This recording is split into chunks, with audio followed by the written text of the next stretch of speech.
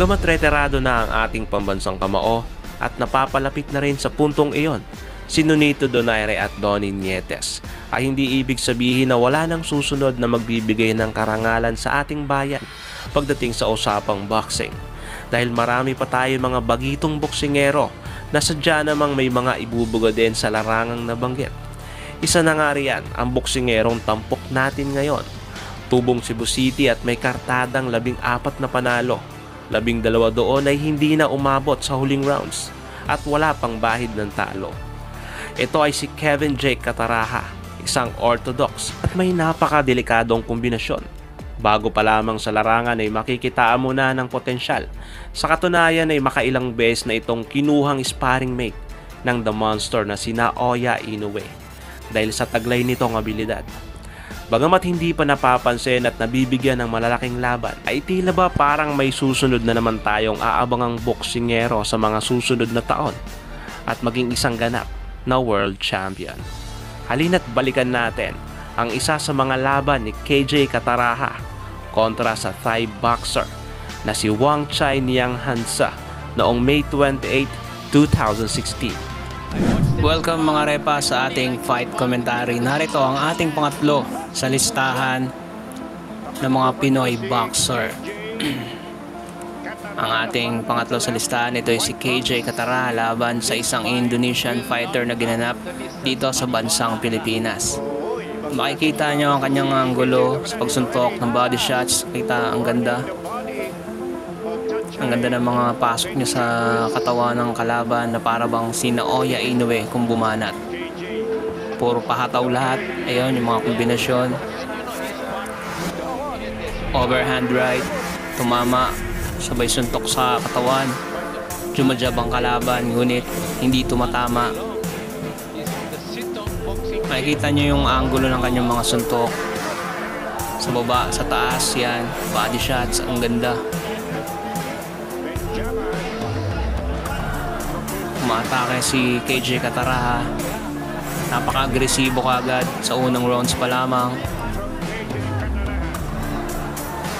Ganyan kahusay itong batang ito na may potential din na magkaroon ng isang magandang laban kung mapagbibigyan lang. Mahusay din yung mga body shots niya. Talagang kumukonekta ng maganda. Marunong kumuha ng angulo ng suntok. Ayun, tinamaan na. Tinamaan na, groggy ang kalaban. Ayun, ang ganda ng mga kombinasyon. Medyo mababa, sabi ng referee. Tumama yung left hook. Sinundan ng uppercut, ngunit nagmintes. Dito hindi na niya pinagbibigyan yung kalaban na umatake sa kanya. Bagkus, siya ang gumagawa ng aggressiveness sa laban na ito. Maaga niyang inatake ang kalaban sa bodega at sa katawan na nagre-resulta ng pag-iiba ng galaw nitong kanyang kalaban. Kaya naman nalagay natin to sa top 3 dahil isa to sa mga Pinoy na maaaring magkaroon ng tsansa na maging isang world champion. Kagaya sa ating pinag-uusapan ngayon sa laban na to, ay napakaganda ng ipinapamalas ng ating pambato.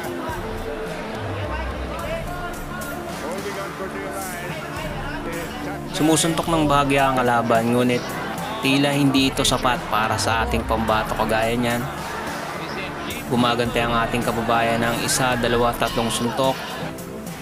Ang ganti lang ng kalaban ay jab. Makikita nyo yan, yun, body shots sa katawan ulit, sa ilalim, puro sa ilalim. You know, ang ganda ng mga patama, grabe, ang galing. Sabay suntok sa taas, sa ulo. Medyo makunat din ito, no? Ngayon, pagpasok ng round 2. Wild swing by KJ Cataraha. Gumaganda itong matapang din. Matapang din itong kalaban kahit hindi ganoon ka tigas. Pero naikipagsabayan. Ayun na.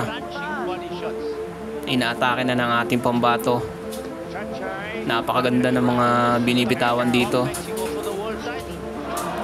Pero ang nakakabilib dito yung kalaban napakatapang din. Humaharap kay KJ Kataraha kahit na ganun ang kanyang mga tinatamong suntok sa harapan mismo ng ating pambato. Bumibitaw ng kombinasyon pero pinapagpag lang ni KJ, tumama yung overhand right. Tumama na naman ang kombinasyon, sinunod-sunod, yumakap na.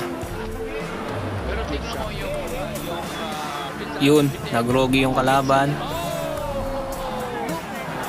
What a right hand by KJ Kataraha. Bagsak ang kalaban. Ilang segundo bago matapos ang round na ito. Makita natin, yun ang ganda ng overhand right. Solidong tumama sa kalaban. Boom! Grabe, ang lakas nun. Napakatapang nitong Indonesian fighter. Lumalaban ng sabayan, no? Matapang din. Ayun. Dito susugurin na ng gusto nitong ni KJ Kataraha itong kalaban. Sa pagpasok ng round 3. Ayun na, medyo gigil na ito ating pambato na pandusayin itong kalaban. Dahil nga natansya na niya na kayang-kaya niya yung mga suntok ng kalaban na to. Kaya bibigwasan na niya ng bibigwasan. Puro pag-iilag na lamang ang ginagawa ng Thai sa laban na to. Tila wala na siyang ginagawang opensa para talunin ang ating pambato. Kumbaga survival mode na lamang itong kalaban. Nakakabilib din matapang din itong kalaban. Sumusuntok pa rin kahit na nagulpi sarado na ng ating pambato. Jab. Tumama na naman. Yun, kombinasyon. Left hook. Boom, boom. Grabe. Power punches lahat ng binitawan ng ating pambato. Bumagsak na naman ang kalaban. Humiga na. Grabe ang pamimilipit ng kalaban dito mga repa, sa lakas ng mga binigwas niya ng ating kababayan. Pero na-save by the bell pa. Grabe yung mga attacking niya, Luhod. Grabe. Makikita mo sa itsura niya, nahihirapan na siya pero naisalba pa. Ayun, tinamaan ulit ng kombinasyon. Ngunit tumayo ulit. Binilangan. At hininto na ng referee ang laban. Kita naman na hindi na kaya na humarap pa sa ating pambato. Grabe na ang kanyang mga tinamong suntok. Counter left, counter right. Grabe. Boom. Ang galing.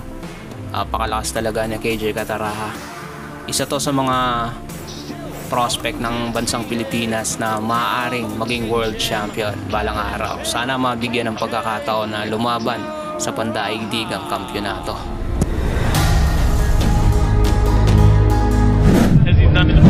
And there we go. There it is. It goes to town. Noong 2013 buwan ng Nobyembre ay napalaban ang ating kababayang si Randy Pitalcorin sa isang Thai fighter na si Opat Niam Prem para paglabanan ng PABA title sa light flyweight division na hawak ni Randy Pitalcorin. Ang ating kababayan ay tubong Davao City at ngayon ay residente ng General Santos City. Isang kaliwete at noong mga panahon na yon ay may karatadang 20 panalo at isa pa lamang ang talo at 14 doon ay hindi na umabot sa mga huling rounds. Halina't tunghayan natin ang isang impresibong laban ng ating kababayang si Randy Pitalcorin. Ang ating top 2 ngayon sa ating video ay si Randy Pitulkurin. Number 5 here at the Melbourne Town Hall. Put him in Ito ngayon ang kanyang kalaban, isang Thai boxer. conjunction with Fight Sports. Welcome ulit sa ating fight commentary mga repa. BABA title. Street, the lightest weight you can have in professional boxing. 48 kilos these gentlemen weighed in at. Round 1, okay, magsisimula na. See a high quality international class fight. So, Jab sa katawan, binigay kaagad ng ating pambato.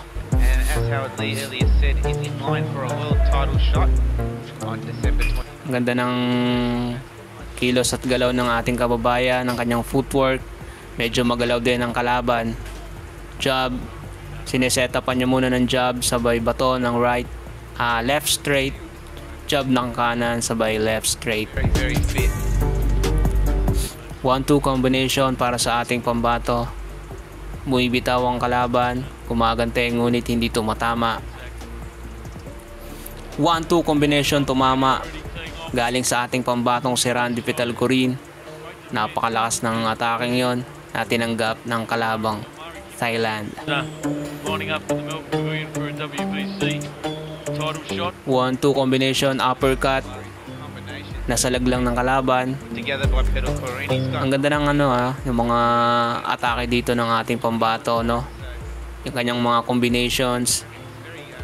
Mapapansin mo na tila may kaunting hawig sa galaw ng ating pambansang kamao na si Manny Pacquiao. well. See boys building up those stick Kaliwete rin itong si Randy Pitulkurin. pad on him. Jab, Against the cage. head movement para sa kalabang Thailand. For a month here, so he must be acclimatized to the conditions. And the Thai fighter, he's got 27 knockouts from his 37 wins, so he certainly has punching power to boot at this level. So Meron ng punching power itong ating kababayan na si Randy Pitulkurin. Hindi rin basta-basta. May mataas na knockout ratio. Talagang pag tumama ay talagang hahandusay ang kalaban. Pero medyo magalaw itong kalaban na makikita natin na may head movement, footwork, counter punching. Kailangan din pag-ingatan ng ating pambato. big left hand. Sumasabay sa mga yun, ang ganda ng patama ng ating kababayan. Sumasalag na lang kumounter ang Thai boxer, ngunit hindi sumama. Overhand para sa kalabang Thailander. Beautifully balanced, can punch with both hands. So sinusukat, parehas may head movement, parehas ang kanilang galaw. And the crowd are really intently Back, focused on this fight. tumama ang left straight ni Pitulkurin. Jab. Sa mga gantong mga laban, mapapansin natin mga repa, ang lakas at tindi ng mga kamao ng ating mga pambato. Katulad na lamang nito ni Randy Pitulkurin, makikita mo ang kanyang mga atake, talagang hindi umaatras, puro paabante. Pagpasok ng round 2,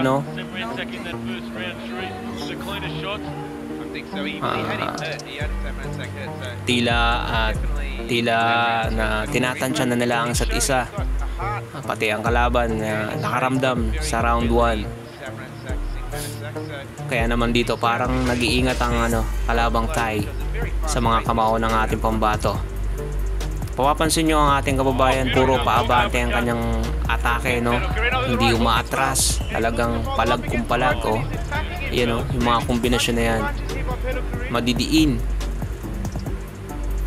Tila ba para bang gustong tapusin na agad ang laban. Maganda rin ang depensa nitong ng Thai boxer dahil lahat ng mga atake ng ating kababayan, karamihan ay naboblock niya. Tumatama sa depensa lang, Matigas din, magaling ang head movement, footwork, magaling din umilag. Pero yung kababayan natin hindi basta-basta nagpapadaig. Binibigyan niya to ng mga magagandang kombinasyon. Parang kumbaga inuunti-unti niya ang hangin nitong kalaban. Ganito paunti-unti ni Randy Pitulkurin. Ayun, tumama ang straight na siyang naging dahilan ng pagbagsak ng kalabang Thai. So binilangan,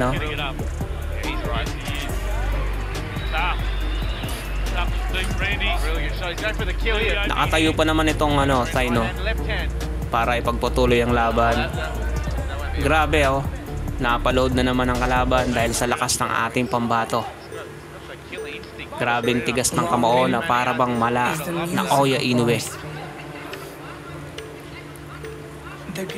Counter. 1-2. Umaabante ang kalaban. Hindi nagpasindak sa mga ataking ginawa ng ating kababayan. Gumante ang kalaban. Uppercut. Tumama ng bahagya. A little bit push. At pinag-ingat ang kanilang mga ulo.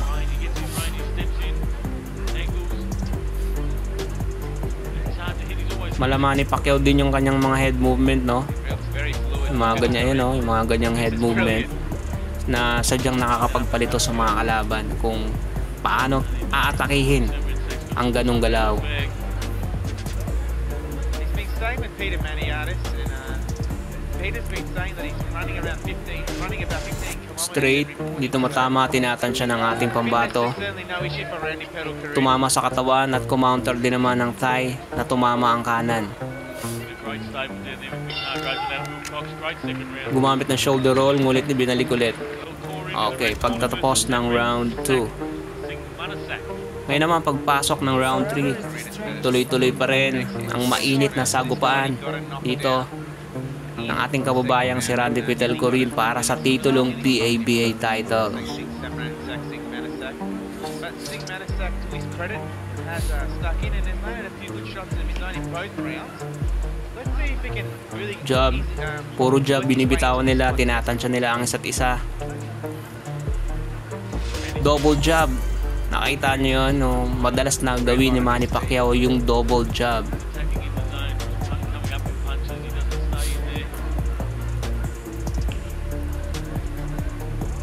Grabing sipatan nilang dalawa, no? Parehas ang head movement, no?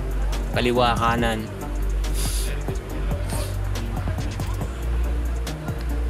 One, two. Sabay bira ng kaliwa. Hindi tumama. Nagmintes ang ating pambato. May angking galing din umilag to. Tumama na naman ang ating pambato ng left straight hanggang sa lumuhod.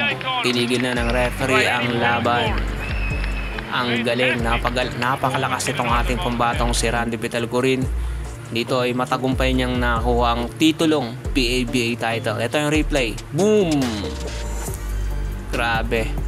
Sabay inatake ng nakaamoy ng isang knockdown. Yun.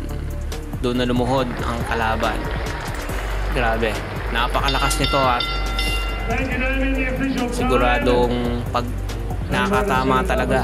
Kaya naman mataas ang knockout ratio nitong ating pambato dahil sa angking lakas ng kanyang mga kamao. Talagang tumataob bawat matamaan ng kanyang kamao.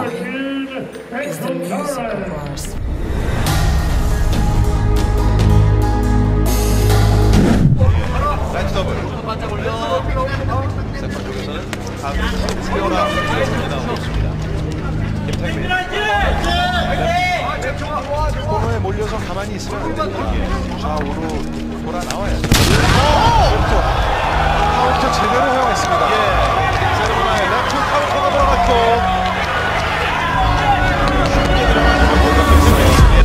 Matapos talunin ni Ryan Sermona ang kapwa Pinoy na si Gilbert Donasales noong April 25, 2015 ay 6 na buwan nang makalipas ay lumaban at dumayo ito sa baluarte ng kalaban para sagupain ang malaking Koreano na si Taek Min Kim.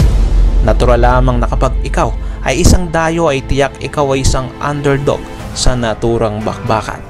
At para maiwasan ang hometown decision ay kailangang mapatulog mo ang iyong katunggali. Dahil kung umabot sa decision ay alam mo na ang magiging resulta nito. Halina't panoorin natin kung paano pinalungkot ng Pinoy ang mga tagahanga ng Koreano at patahimikin ang maingay na crowd sa mismong baluarte ng kalaban. Para sa huling bahagi ng ating video, ang top 1 ay si Ryan Sermona. Mga repa, dito ang kalaban niya ay isang Koreano at ginanap ito sa kanilang bansa mismo. dumayo ang ating pambato para sa labang ito. Makikita natin kung papaano pinatahimik ni Ryan Sermona ang mga kababayan nitong Koreano, kung paano niya pinamalas ang kanyang lakas sa harapan mismo ng mga banyaga. Papansin natin yung mga jab, medyo malaki itong Koreano. Katawan, tinamaan. Tumira ng uppercut ang Koreano, ngulit hindi tumama, sumablay. Medyo kalmado lang ang ating kababayan sa pagkakataong ito, habang ang Koreano ay medyo mainit. Nagbibigay ng mga power punches sa ating kababayan. Dumidistansya ang Koreano na tila bang nakaramdam sa mga atake ng ating kababayan. Tinatansya ng ating pambato ang kanyang distansya, habang ang Koreano ay tila pa jab-jab lamang, na nag-iingat din dahil alam niya na ang mga kamao ng mga Pilipino ay talagang napakadelikado. Pag dumampi sa iyo, talagang titihaya ka na lang, gaya ng nangyari sa labang ito. Tinamaan ng kaliwa ang Koreano, kumakounter. Tinamaan na naman ng right hook ang Koreano mula sa ating kababayan. 1-2 combination, gumante ang Koreano, ngunit hindi tumama sa ating kababayan. Tumama ang kaliwa ng ating pambato, na drogi ang kalabang Koreano. Tinamaan na naman. Grabing atake ang ginagawa ng ating kababayan. Paulit-ulit na tinatamaan ng kaliwa ang Koreano dahil laging nakabukas ang kanyang kanang pisngi. Nakababa ang kanyang mga guard. Kaya naman napakadelikado nito para sa Koreano dahil lagi nagbibitaw ang ating kababayan ng left hook na siyang paulit-ulit na tumatama. Dumidistansya ang Koreano dahil sa mga atake ng ating kababayan. Tumitira sa katawan, sa ulo, ngunit nasasalag ng ating pambato.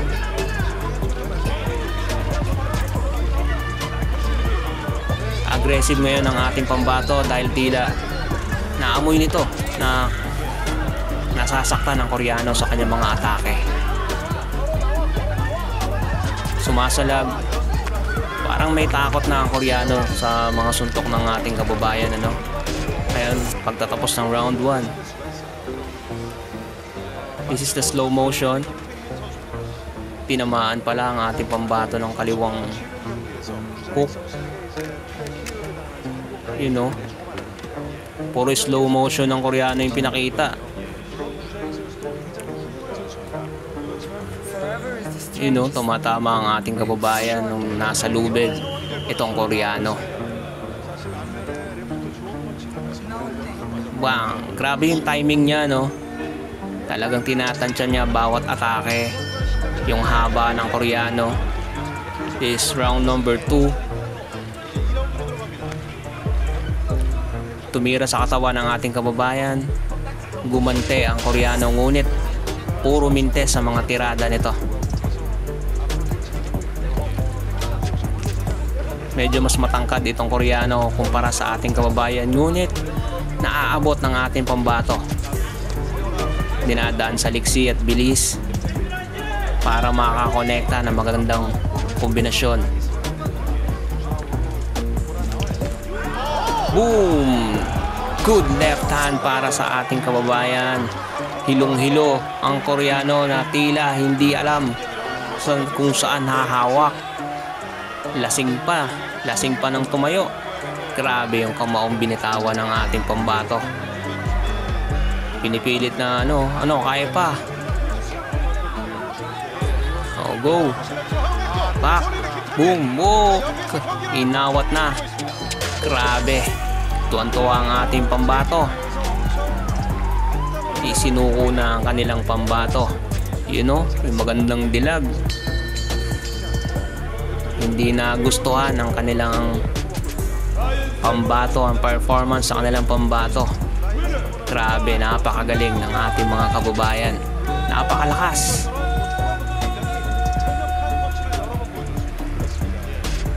Dito ay matagumpay na nanalo ang ating pambato via second round knockout.